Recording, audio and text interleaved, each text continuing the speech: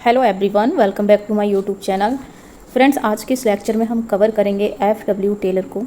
देखिए, जब हम पब्लिक एडमिनिस्ट्रेशन की स्टडी करते हैं, जैसे आपने सभी ने यूजीसी नेट का सिलेबस ज़रूर गो थ्रू किया होगा, उसमें देखा होगा कि हमारी जो यूनिट है वो है पब्लिक एडमिनिस्ट्रेशन। ठीक, उसमें जब हम पढ़ते हैं साइंटिफिक मैनेजमेंट को, तब हम पढ़ते हैं एफडब्ल्यू टेलर को। तो देखिए, मैं पिक भी लेकर आई हूँ उनकी, आप इनको देखिए, ये है एफडब्ल्यू टेलर। आइए स्टार्ट करते हैं हम आज का लेक्चर। देखिए, इन्हें जो बोला जाता है वो क्या बोला जाता है, फादर ऑफ साइंटिफिक मैनेजमेंट। जब हम साइंटिफिक वे में मैनेजमेंट को पढ़ते हैं तो इसकी जो स्टार्टिंग की थी वो किसने की थी, एफडब्ल्यू टेलर ने। इनका पूरा नाम क्या है, फ्रेडरिक विंसलो टेलर। ठीक, इसी के लिए ये जाने जाते हैं, ये इनका फेमस वर्क है। ठीक, इनके बर्थ की बात करें तो यह है 20 मार्च 1856 और इनकी डेथ हुई थी 21 मार्च 1915। ठीक, ये इनका थोड़ा बैकग्राउंड है कि एफडब्ल्यू टेलर कौन है और किस नाम से जाने जाते हैं, क्योंकि ये जो है ना फादर ऑफ साइंटिफिक मैनेजमेंट, इससे कई बार यूजीसी नेट में क्वेश्चन फ्रेम हुआ है, तो इसको आप याद रखिएगा। इससे पहले मैंने आपको एक शॉर्ट वीडियो में, जो कि 3 मिनट की है कम से कम, उसमें आपको बताया था modern management, mother of modern management, ये कौन थी, इसको आप शॉर्ट देखना, आपको पता चल जाएगा। ठीक, अब इसके बारे में हमने जान लिया कि एफडब्ल्यू टेलर कौन थे, फादर ऑफ साइंटिफिक मैनेजमेंट थे। इनका पूरा नाम फ्रेडरिक विंसलो टेलर था और इनका जन्म जो हुआ था वो 20 मार्च 1856 में और मृत्यु हुई थी 1915 में 21 मार्च को। अब इनको जो टैग लाइन दिया गया था जिसलिए ये फेमस थे, वो किस लिए फेमस थे, फादर ऑफ साइंटिफिक मैनेजमेंट के लिए। और इनकी जो फेमस बुक है वो है प्रिंसिपल ऑफ साइंटिफिक मैनेजमेंट 1911 की। ईयर याद रखिएगा, क्योंकि जो इस बार नहीं, अभी 2-3 बार से आपने देखा होगा, ज़्यादातर जो आते हैं बुक्स दे दी जाती हैं और उसको फ्रेम मतलब सीक्वेंस वाइज लगाने को दे दिया जाता है। अब ये हम कैसे लगाएंगे, जब हमें ईयर याद होगा, तो इसलिए ईयर याद रखिएगा। फादर ऑफ साइंटिफिक मैनेजमेंट इनकी जो बुक है, sorry the principle of scientific management जो इनकी बुक है वो कब की है, 1911 की। अब देखिए, हम देखते हैं आज के इनके की फैक्ट पढ़ेंगे हम, और मैं जो लेकर आई हूँ एंड तक आप बने रहिएगा। मैं आपको एक बार पीडीएफ दिखा देती हूँ।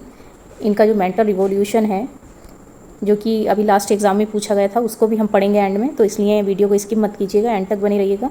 इससे पहले हम पढ़ेंगे the principle of scientific management के कौन कौन से 5 रूल हैं, और बाकी देखते हैं क्या इंपॉर्टेंट फैक्ट हैं इसमें। देखिए, जो साइंटिफिक मैनेजमेंट है, तो उसके जनक के रूप में इन्होंने क्या की, साइंटिफिक मैनेजमेंट की स्टार्टिंग की किसने, एफडब्ल्यू टेलर ने। इन्होंने क्या किया कि जो भी काम है उसको सिस्टमेटिक वे में करें और उसका एनालिसिस करें, वो क्या होता है, एक बेस्ट वे होता है। ठीक, इन्होंने साइंटिफिक मैनेजमेंट को इंट्रोड्यूस किया। याद रखिएगा, बेस्ट मेथड क्या होता है एनालाइज करने का, वर्क क्या होना चाहिए हमारा, सिस्टमेटिक वे में होना चाहिए। सिस्टमेटिक वे कैसे, जैसे हम किसी भी एग्ज़ाम की तैयारी करते हैं। फॉर एग्जांपल मैं किसी भी एग्ज़ाम को ले लेती हूँ। अगर आप यूजीसी नेट क्लियर करना चाहते हैं, ठीक, तो इसके लिए सबसे पहले आपको सिस्टमेटिक वे से एक प्लान बनाना होगा। ठीक, अब इसमें क्या करेंगे, सबसे पहले आप क्या करेंगे, इसका सिलेबस को गो थ्रू करेंगे। आप देखेंगे कि मैं यूजीसी नेट तो क्लियर करना चाहता हूँ, लेकिन कैसे क्लियर करूँ, उसके लिए आप सिलेबस पर जाएंगे। सिलेबस को जब आप एक बार देख लेंगे कि हाँ ये इसका सिलेबस है, देन आप उसको टॉपिक वाइज, जैसे यूनिट वाइज सिलेबस, यूनिट 10 मतलब 10 यूनिट में डिवाइड है, तो आप उसको यूनिट वाइज स्टडी उसकी स्टार्ट करेंगे कि कैसे हमें करनी है। देन जब आपकी मतलब फॉर्म फिलिंग की डेट आती है, तब आप फॉर्म फिल करते हैं, देन एग्ज़ाम देते हैं। तो बहुत सारा मतलब एक प्रोसेस होता है, और उसको हम सिस्टमेटिक वे में करेंगे, तभी हम क्या करेंगे, जैसे हमने यहाँ पे फॉर्म फिल किया, यूजीसी नेट का हम क्लियर करना चाहते हैं, सिस्टमेटिक सिलेबस गो थ्रू किया, प्रीवियस ईयर क्वेश्चन किए, टेस्ट लगाए, अच्छे से थ्योरी को पढ़ा, तब हम एग्ज़ाम देकर आए, और एंड में क्या आएगा, हमारा उसका रिजल्ट आएगा, जो कि हमारा एग्ज़ाम क्लियर हो जाएगा। तो वो कैसे होगा, जब हम एक सिस्टमेटिक वे में तैयारी करेंगे। ठीक, अगर आपने ऐसी सोच लिया कि मुझे एग्ज़ाम क्लियर करना है और आपने उसका सिलेबस नहीं देखा, उसकी तैयारी अच्छे से नहीं की, आपने एक यूनिट को तो 10 दिन पढ़ा, एक यूनिट को आपने 2 दिन पढ़ा, तो ऐसे में क्या होगा, उसका रिजल्ट बेस्ट नहीं आएगा। ठीक, तो ये होता है सिस्टमेटिक वे। अब इनका टाइम एंड मोशन स्टडी बहुत इंपॉर्टेंट है। ये क्या कहते हैं कि कोई भी काम है, फॉर एग्जांपल कोई एक काम है, उसको छोटी छोटी इकाइयों में तोड़कर उस समय का मतलब उसका यूज़ करें, ताकि उसकी प्रोडक्टिविटी जो है इंक्रीज़ हो। अब मान लीजिए आप कि कोई एक काम है, ये कोई एक काम है, अब इसको हम कैसे करेंगे, ये मान लेते हैं कि हम ये कोई एक बहुत ही वज़न वाली चीज़ है और इसको हमें इस जगह लेकर आना है। तो अगर हम कोशिश करेंगे कि इसको सारे को एक बार में लेकर आएँ, तो ये हमसे हिल भी नहीं पाएगा। लेकिन जब हम कोशिश करेंगे कि इसको हम यूनिट वाइज डिवाइड कर लें, ऐसे थोड़ा थोड़ा करके, तो हम धीरे धीरे इसको यहाँ, इसको यहाँ, इसको यहाँ, ऐसे करके हम क्या करेंगे, बहुत ईजिली हम इसको एक स्थान से दूसरे स्थान पर ले जाएंगे। ऐसे ही किसी काम को जब हम देखते हैं कि जैसे यूजीसी नेट का 10 यूनिट है, और अब हम सोचेंगे यार इसको 10 यूनिट को हम कैसे कवर करें। अब एक बार में तो हम कर नहीं सकते, तो हम क्या करेंगे, उसको धीरे धीरे यूनिट वाइज में, जैसे वो बटा हुआ है 1 2 3, पहले हम फर्स्ट यूनिट पढ़ेंगे, फिर हम सेकंड यूनिट पढ़ेंगे, फिर हम थर्ड यूनिट पढ़ेंगे, वैसे धीरे धीरे करेंगे। तो एक दिन हम देखेंगे कि हमारी जो 10 यूनिट है वो हम पूरी कवर कर चुके हैं। तो इसलिए इसे कहते हैं टाइम एंड मोशन स्टडी। ठीक, अब देखते हैं 3 पॉइंट हमारा वो क्या है, वन बेस्ट वे फिलोसफी। अब ये क्या है, जैसे कि कोई भी काम है उसको साइंटिफिक प्रूव करने के लिए क्या है, हर काम को करने का एक वैज्ञानिक रूप से सिद्ध सर्वोत्तम तरीका होता है। यानी कि जब तक हम उसको साइंटिफिकली प्रूव ना कर दें वो क्या है, वो हमारा काम कैसा नहीं है, बेस्ट नहीं है। ठीक, टेलर इसी बात में बिलीव करते हैं। ठीक, यानी कोई भी काम है हमारा, अगर उसे साइंस ने प्रूव कर दिया तो वो क्या है, हमारा बेस्ट वर्क है। लेकिन मैं आपको बताती हूँ, इसके बाद हमारा वो आता है हॉर्थोन प्रयोग, यानी कि मानव अध्ययन, जो कि किसने किया था, नाम स्किप हो रहा है मेरा, 1 मिनट। FW टेलर का साइंटिफिक मैनेजमेंट है एल्टन मेयो, जो एल्टन मेयो हैं उन्होंने क्या किया था, मानव अध्ययन किया था, यानी ह्यूमन स्टडी की थी। तो उन्होंने क्या किया था, इनको FW टेलर को क्या किया था, क्रिटिसाइज़ किया था। इन्होंने बोला था कि सब कुछ साइंस नहीं कर सकता। जो एल्टन मेयो हैं उन्होंने FW टेलर को कैसे, एक सेकेंड, FW टेलर को क्रिटिसाइज़ कैसे किया था कि सब कुछ साइंस नहीं कर सकता, ह्यूमन भी कोई चीज़ होती है। ठीक, कि आपने तो साइंस के ज़रिए ह्यूमन को क्या कर दिया, रिप्लेस कर दिया। ठीक, तो ये मैं थोड़ा सा आपको बता देती हूँ किसने क्रिटिसाइज़ किया था। जबकि हमारे जो FW टेलर हैं वो तो ये मानते हैं कि वन बेस्ट वे जो है हमारा, वो साइंटिफिकली प्रूव होना चाहिए कोई भी काम, तो वो हमारा बेस्ट है।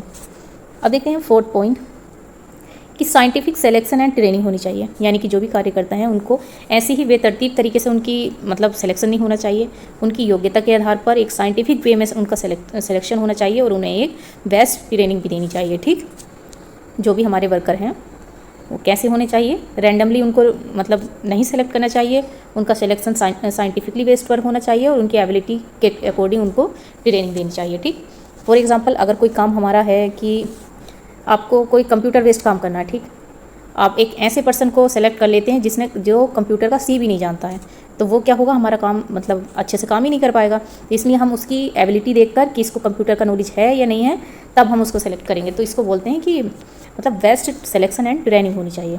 अब देखिए इनका जो बहुत ही फेमस वर्क है वो है डिफरेंशियल पीस रेट सिस्टम। इसमें क्या होता है कि ये एक ऐसी प्रणाली विकसित की जिसमें ज़्यादा काम करने वाले श्रमिकों को ज़्यादा वेतन मिलता है। फॉर एग्जांपल 2 लोग काम कर रहे हैं, ठीक, अब एक तो काम करता है, एक ये काम मतलब ए पर्सन, एक ये दूसरा पर्सन, दोनों काम करते हैं। अब ये ए पर्सन जो है ये 2 घंटे में सिर्फ मतलब 3 चेयर बना पाया, ठीक, और ये 2 घंटे में 6 चेयर बना पाया, 6 नहीं चलो 5 मान लेते हैं, डबल नहीं। तो इनका क्या मतलब है, काम दोनों ने 2 घंटे किया, यानी ए पर्सन ने भी और बी पर्सन ने भी काम क्या किया, 2 घंटे किया। लेकिन बी पर्सन ने ज़्यादा काम किया तो इसको क्या होना चाहिए, ज़्यादा वेतन मिलना चाहिए। ठीक, समझ आया। इसको कहते हैं डिफरेंशियल पीस रेट सिस्टम, यानी पीस के रेट पर जो भी मतलब उसने जो ज़्यादा काम किया उसकी अकॉर्डिंग उसको वेतन मिलना चाहिए। ठीक, अब 6 पॉइंट है हमारा separation of planning and execution. ठीक, अब ये क्या है, जो प्रबंधक होते हैं यानी कि जो मैनेजर होते हैं उनकी जॉब क्या होती है, प्लान बनाना, और जो वो वर्कर होते हैं वो क्या होते हैं, एग्जीक्यूट करते हैं। और दोनों का रोल क्या होता है, सेपरेट होता है। ठीक, यानी कि जो हमारे वर्कर हैं मैनेजर हैं और जो वर्कर है, दोनों की भूमिका क्या है, अलग अलग रखनी चाहिए। मैनेजर को अपना मैनेजमेंट देखना चाहिए और जो वर्कर्स हैं उनको अपना वर्क देखना चाहिए, तभी क्या होगा, एक मैनेजमेंट अच्छे से चलेगा। ठीक, अब देखिए ये उनके कुछ साइंटिफिक मैनेजमेंट के प्रिंसिपल हैं। ये मैं एक पिक भी लेकर आई हूँ, आपको पिक में दिखाती हूँ। ये है, देखिए ये है science note rule of thumb. इन्होंने क्या क्या है, साइंस को माना है, रूल ऑफ थंब यानी कि अनपढ़ यानी अंगूठे के नियम को इन्होंने नहीं माना है। इनका ये याद रखिएगा, ये बार बार एग्जाम में पूछा जाता है। ठीक, अब सेकंड है हार्मनी नोट डिस्कॉर्ड, यानी कि सबके बीच हार्मनी होनी चाहिए, डिस्कॉर्ड नहीं होना चाहिए, यानी कि मतभेद नहीं होना चाहिए। अब 3rd पॉइंट है हमारा मेंटल रिवॉल्यूशन, जो कि एक अपने आप में एक कॉन्सेप्ट है जिससे लास्ट एग्जाम जो हुआ है UGC नेट का उसमें भी क्वेश्चन पूछा गया है। और 4th पॉइंट है हमारा कोऑपरेशन नॉट इंडिविजुअलिज्म, यानी कि लोगों के बीच सहयोग होना चाहिए, लोग अपने अपने स्तर पर काम नहीं करना चाहिए, जैसे कि एक व्यक्तित्व के तौर पर नहीं करना चाहिए। अगर कोई काम है तो वो 4 लोग मिलकर करेंगे तो अच्छे से होगा, और अगर चारों लोग अपना अपना काम लेकर बैठ जाएंगे तो वो इतने अच्छे से और इतनी जल्दी नहीं हो पाएगा। तो ये याद रखिएगा। 5th पॉइंट है हमारा development of each and every person, यानी कि जो भी व्यक्ति है सबका डेवलपमेंट होना चाहिए, और हिज ओन और हर ग्रेटेस्ट एफिशिएंसी एंड प्रॉस्पेरिटी, यानी कि उनकी सबसे बड़ी दक्षता और समृद्धि भी होनी चाहिए। तो ये इनके 5 रूल हैं, इनको याद रखिएगा। साइंस नोट रूल ऑफ, यानी साइंस को मानते हैं, सद्भाव को मानते हैं, मेंटल रिवॉल्यूशन को मानते हैं, कोऑपरेशन को मानते हैं, और सबका डेवलपमेंट होना चाहिए। अब देखते हैं हम इनकी कुछ बुक्स हैं जो ईयर वाइज दे रखी हैं। देखिए इनकी जो 5 बुक्स हैं विद ईयर, एक पीस रेट सिस्टम, ये है 1895 की। ठीक, शॉप मैनेजमेंट, ये शायद 1 होगा यहाँ पे, आप एक बार चेक कर लीजिएगा और कमेंट सेक्शन में ज़रूर लिखिएगा ताकि वो लोगों का भी क्लियर हो, मैं अभी क्लियर नहीं हूँ। शॉप मैनेजमेंट का आप देख लीजिएगा। और 3rd है हमारी the principle of scientific management 1911 की, और फोर्थ है हमारी testimony before the special house committee 1912 की। फिफ्थ है हमारी साइंटिफिक मैनेजमेंट, ठीक, ये भी है हमारी 1911 की। तो ये है इनकी बुक्स। अब देखिए इनका जो कंसेप्ट है मेंटल रिवॉल्यूशन, जैसे जो कि हमने 5 प्रिंसिपल पढ़े हैं उसमें थर्ड है। तो अब ये क्या है ये देखते हैं। देखिए इसका जो मीनिंग है, डेफिनेशन है, वो क्या है, ये क्या रेफर करती है कि जो कंप्लीट चेंज है एटीट्यूड एंड माइंडसेट में इसके मैनेजमेंट एंड वर्कर के, तो वो कैसा होना चाहिए, मतलब एक दूसरे से परिवर्तित होना चाहिए। जैसे कि अगर मैनेजर है और वर्कर है तो इन दोनों के बीच एक दूसरे के प्रति दृष्टिकोण और मानसिकता में पूर्ण परिवर्तन से है। अगर जो मैनेजर है उसका जो माइंडसेट होना चाहिए वो एक मैनेजरिंग लेवल का होना चाहिए कि चीज़ों को कैसे मैनेजमेंट करना। वर्कर का अपने वर्क से रिलेटेड माइंडसेट होना चाहिए, ठीक। दोनों पक्ष एक दूसरे के प्रतिद्वंदी के रूप में देखना बंद करना होगा और इसके बजाय क्या करना होगा, मिलकर काम करना होगा। अगर मैनेजर ये सोचेगा कि ये वर्कर जो है इससे तो मेरा कुछ लेना देना है ही नहीं, अपना माइंडसेट ऐसा बना लेगा, तो ऐसे क्या होगा, कोई भी अच्छे से काम नहीं कर पाएगा। दोनों क्या है, एक दूसरे के कोऑपरेशन यानी कि सहयोग के द्वारा एक अच्छे से काम कर पाएंगे। कोई भी काम होगा तो मैनेजर उसको बताएगा कि इस काम को इस तरीके से मैनेजमेंट बनाकर देगा, ऐसे करना है। तो वर्कर उसके बनाए हुए मतलब तरीकों को फॉलो करेगा और उसे स्टेप बाय स्टेप करेगा, तब क्या होगा, कोई भी काम अच्छे से साइंटिफिकली हो पाएगा। अगर दोनों अपना अलग अलग देखेंगे कि ये मेरा कॉम्पिटिटर है, ये मेरा कॉम्पिटिटर है, तो क्या होगा, कोई भी काम अच्छे से नहीं हो पाएगा। और ऐसे में क्या होगा, म्यूचुअल बेनिफिट होगा, यानी कि दोनों को आपसी लाभ भी होगा अगर दोनों एक दूसरे के साथ मिलकर काम करेंगे। अब इसकी की फीचर क्या है मेंटल रिवॉल्यूशन के, जैसे कि मैंने बताया, हार्मनी होनी चाहिए, डिस्कॉर्ड नहीं होना चाहिए। जो भी वर्कर्स हैं और मैनेजर हैं उनके बीच संघर्ष की जगह क्या होना चाहिए, सहयोग होना चाहिए, ठीक। कॉन्फ्लिक्ट नहीं होना चाहिए, कोऑपरेशन होना चाहिए। दोनों को एक दूसरे के प्रति क्या होना चाहिए, म्यूचुअल रिस्पेक्ट होनी चाहिए। मैनेजर वर्कर की रिस्पेक्ट करनी चाहिए और वर्कर्स को मैनेजर की रिस्पेक्ट करनी चाहिए, ठीक। अब थर्ड क्या है, दोनों की कॉमन गोल होना चाहिए, ठीक। अगर वो अपने प्रोडक्टिविटी और प्रॉफिट को इंक्रीज़ करना चाहते हैं तो क्या होगा, उन दोनों का कॉमन गोल होना चाहिए कि हमारा ये गोल है, इस पर हम वर्क करेंगे, ठीक। फोर्थ पॉइंट है हमारा साइंटिफिक डिसीजन मेकिंग, यानी कि कोई भी work process should be based on science, यानी कि जो भी हमारा वर्क प्रोसेस होगा वो साइंस के बेस पर होना चाहिए, साइंस पर बेस्ड होना चाहिए। ऐसे गेस वर्क और पर्सनल वाइज नहीं होना चाहिए कि चलो ये ऐसा गेस कर लेते हैं, ये काम ऐसे हो जाएगा, या पर्सनली कोई बताता है कि चलो इसको ऐसा कर लेते हैं, ऐसा नहीं होना चाहिए। टेलर जैसे स्टार्टिंग में मैंने बताया, वो कहते हैं अगर कोई भी काम हम साइंटिफिकली प्रूव कर सकते हैं तो वो काम हमारा क्या होगा, एक बेस्ट वर्क होगा, ठीक। तो इसलिए हमारा काम कैसा होना चाहिए, साइंस पर बेस्ड होना चाहिए। और मैंने आपको स्टार्टिंग में बताया भी था इनकी साइंस वाली बात को कि साइंस से प्रूव होना चाहिए। आगे जाकर किसने क्रिटिसाइज़ किया था, वो किया था एल्टन मेयो ने, क्योंकि एल्टन मेयो किसको ज़्यादा मानते हैं, वो ह्यूमन को ज़्यादा मानते हैं। उन्होंने ह्यूमन पर स्टडी की है, ठीक, मानव को मानते हैं। वो कहते हैं कि एल्टन मेयो ने साइंस के द्वारा ह्यूमन को रिप्लेस कर दिया है, ठीक। फिफ्थ पॉइंट है हमारा चेंज एटीट्यूड, जो कि एक एटीट्यूड होता है ना कि मैं बॉस हूँ और मैं वर्कर हूँ, तो ये क्या होता है, ये चेंज होना चाहिए और एक टीम वर्क के तौर पर काम करना चाहिए। तभी तो इसका कॉन्सेप्ट का नाम ही क्या है, मेंटल रिवॉल्यूशन। जब उनका माइंडसेट मेंटलिटी अपनी चेंज होगी तभी तो वो अच्छे से काम कर पाएंगे। उन दोनों के एटीट्यूड में चेंजिंग होनी चाहिए। ये नहीं होना चाहिए कि भाई मैं तो बॉस हूँ, और उसको ये नहीं होना चाहिए मैं तो वर्कर हूँ, मेरे बिना तो बॉस का काम ही नहीं होगा। या बॉस को ये नहीं सोचना चाहिए कि मैं तो बॉस हूँ, मैं तो कुछ भी करवा सकता हूँ वर्कर से, ठीक। तो इसलिए ज़रूरी है कि उनके एटीट्यूड में चेंज आना चाहिए। टेलर क्या कहते हैं, the success of scientific management depend on the mental revolution of both and management and workers. मतलब जो भी वैज्ञानिक प्रबंधन की सफलता प्रबंध और श्रमिकों की दोनों की मानसिक क्रांति पर निर्भर करती है। यानी कि जो भी सक्सेस है साइंटिफिक मैनेजमेंट की वो किस चीज़ पर डिपेंड करती है, मेंटल रिवॉल्यूशन पे, किसकी, मैनेजमेंट एंड वर्कर्स की। तो ये कॉन्सेप्ट था मेंटल रिवॉल्यूशन का। अब इसका कंक्लूजन क्या निकलता है कि जो मेंटल रिवॉल्यूशन है वो क्या है, सक्सेस ऑफ साइंटिफिक मैनेजमेंट।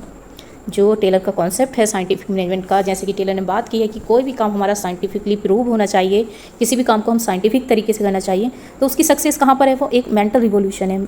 हमारा माइंडसेट कैसा होना चाहिए कि हम एक दूसरे को सहयोग के तरीके से काम करें, ना कि ये सोच कर करें कि मैं वर्कर हूँ, मैं बॉस हूँ, ठीक। ये क्या इनकरेज करता है, trust, collaboration and share responsibility, क्योंकि दोनों की रिस्पॉन्सिबिलिटी भी तो शेयर होती है। Leading to higher efficiency and better work culture, ठीक। याद रखिएगा, इससे क्या होती है, उच्च दक्षता और बेहतर कार्य संस्कृति का विकास होता है। तो ये था आज का हमारा FW टेलर का ऐसे रिलेटेड लेक्चर, जो कि हम पब्लिक एडमिनिस्ट्रेशन में पढ़ते हैं। अगर आपको ये PDF चाहिए तो आप टेलीग्राम चैनल ज्वाइन कर सकते हैं, जिसका लिंक मैं वीडियो के नीचे डिस्क्रिप्शन बॉक्स में दे देती हूँ। और अगर आपको कोई डाउट है तो आप कमेंट सेक्शन में ज़रूर बताइएगा। और अगर आपको वीडियो अच्छी लगी हो तो लाइक एंड शेयर ज़रूर कीजिएगा और अपने फ्रेंड्स के साथ शेयर कीजिएगा, ताकि चैनल को सब्सक्राइब करें। ज़्यादा से ज़्यादा लोगों तक ये इन्फॉर्मेशन पहुँचे, क्योंकि एग्ज़ाम बहुत ज़्यादा करीब है और जितने जल्दी आप रिवीजन करेंगे उतना अच्छे से आप एग्ज़ाम क्रैक कर पाएंगे। तो ये थे FW टेलर। आई होप आपको समझ आया होगा। Thank you, thanks for watching.